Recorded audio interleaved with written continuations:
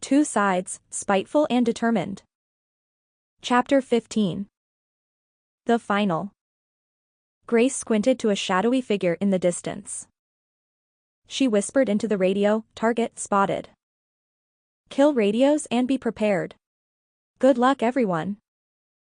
She tucked her badge and continued watching from a distance. Scott whispered to everyone, "It's go time." Justin peeked through the opening in the stairs to see a hunched-over shadow figure dragging himself towards him. He took a deep breath and buried himself in the brush even more. The figure slowly made his way up the stairs. His hand held his stomach and crawled up the stairs.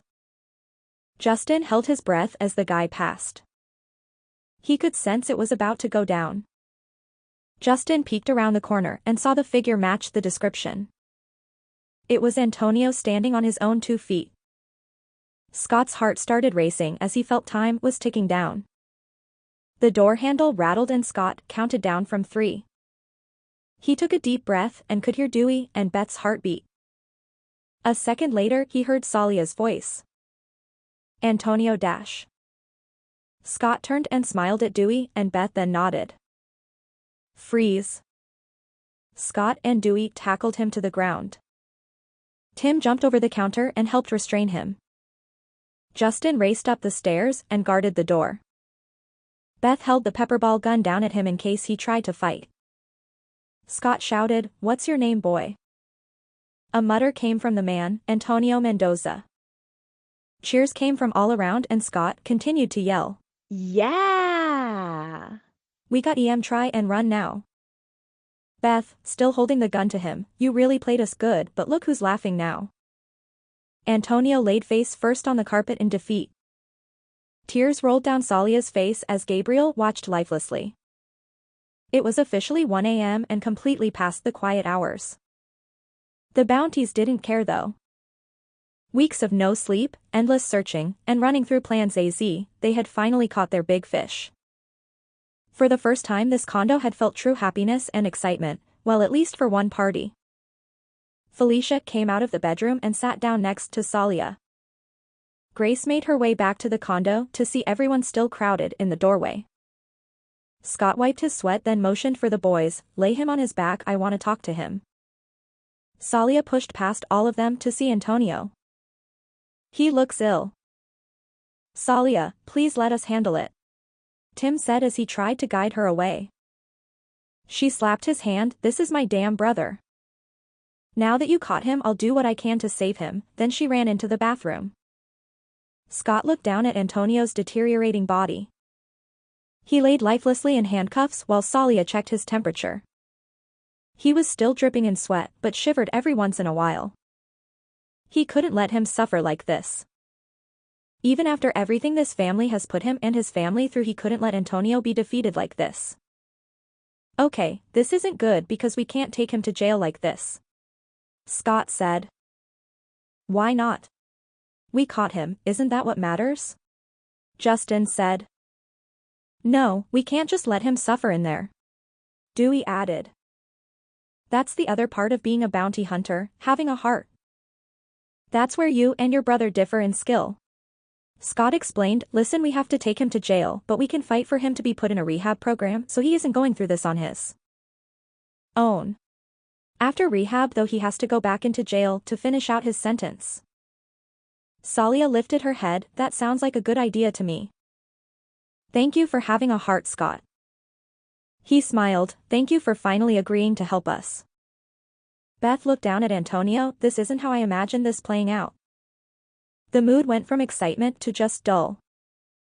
The bounties couldn't contain themselves from initial shock. The moment they had been waiting for weeks had finally happened, but it was time to go back to work. Even though this man did put them through hell and back, it was their obligation to help him. Scott asked, "Do you have anything on you?" Antonio didn't reply. Beth stated, "You are walking on thin ice." "Answer the question my honey asked you." "How can I walk when I'm still laying down?" Antonio mumbled. Without hesitation Scott lifted Antonio up and grabbed his arm. "What did you just say?" "Oh hell no. Dewey, Justin, get him out of here. Search him real good." Beth shook her head, this car ride should be fun.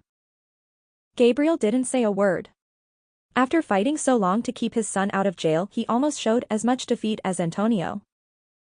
Scott and Beth were the last two out of the condo.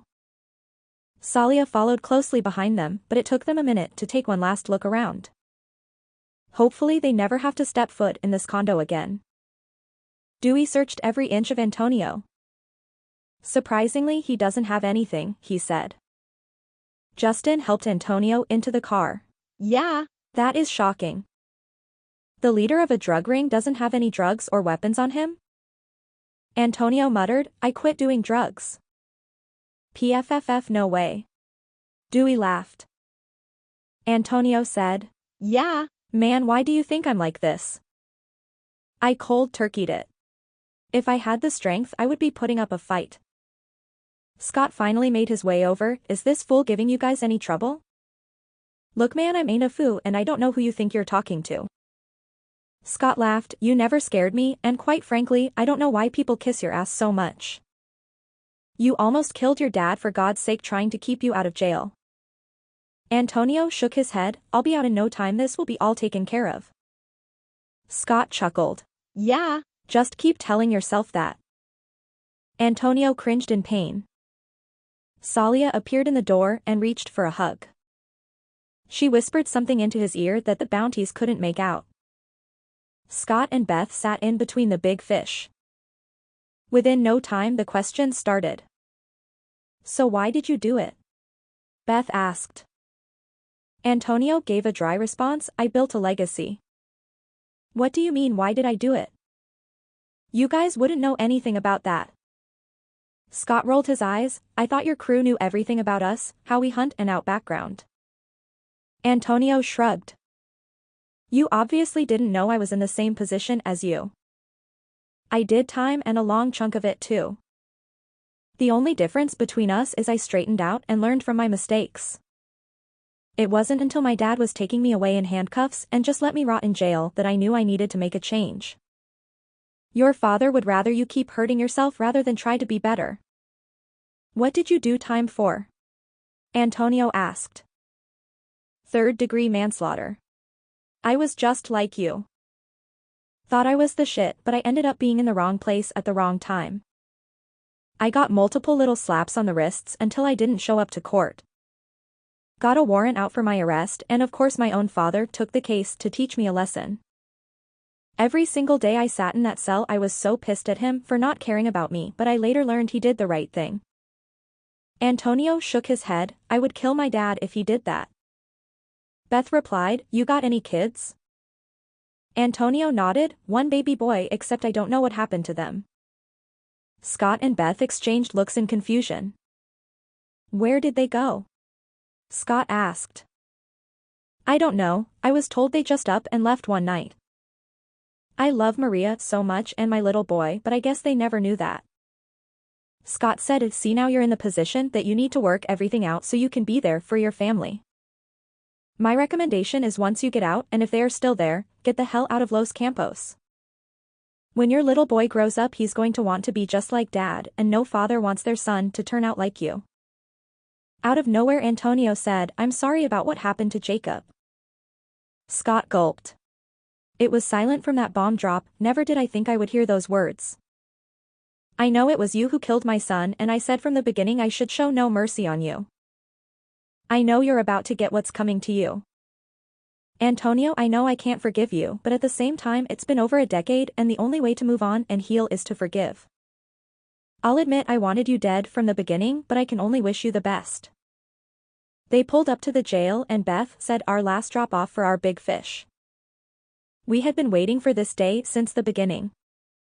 Scott helped Antonio out of the car, you sure gave us a run for our money. Antonio laughed, if you're not cheatin' then you're not trying. This time everybody walked Antonio into intake. The guards' jaws were to the floor when Antonio took his first steps into intake. Never did they think they would see the day where Antonio would be entering a jail. The bounties stood in the parking lot for a second to decompress.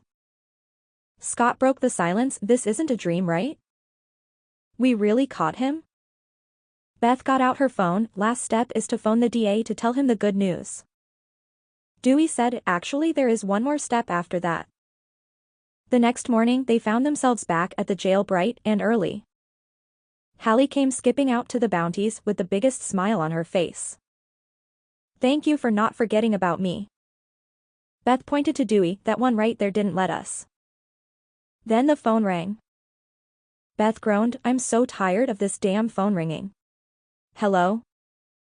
This is Beth. Hi, this is Chuck Lorenzo from CL Bail Bonds up in the north side. I got a bunch of ghosts that either are planning to jump or the bastards already did jump bail on me.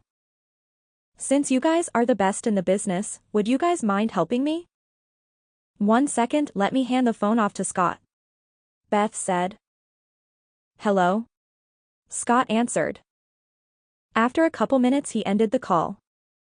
He smirked as he looked at his team. Suit up, guys. The ghosts of the north side need huntin'. Beth cried, can't we just have one day? Justin laughed, I wonder why he is calling them the ghosts. Tim and Felcia said, Yeah, I think you guys can handle this one. You won't need us, right? Beth called from inside the car, come on, let's go.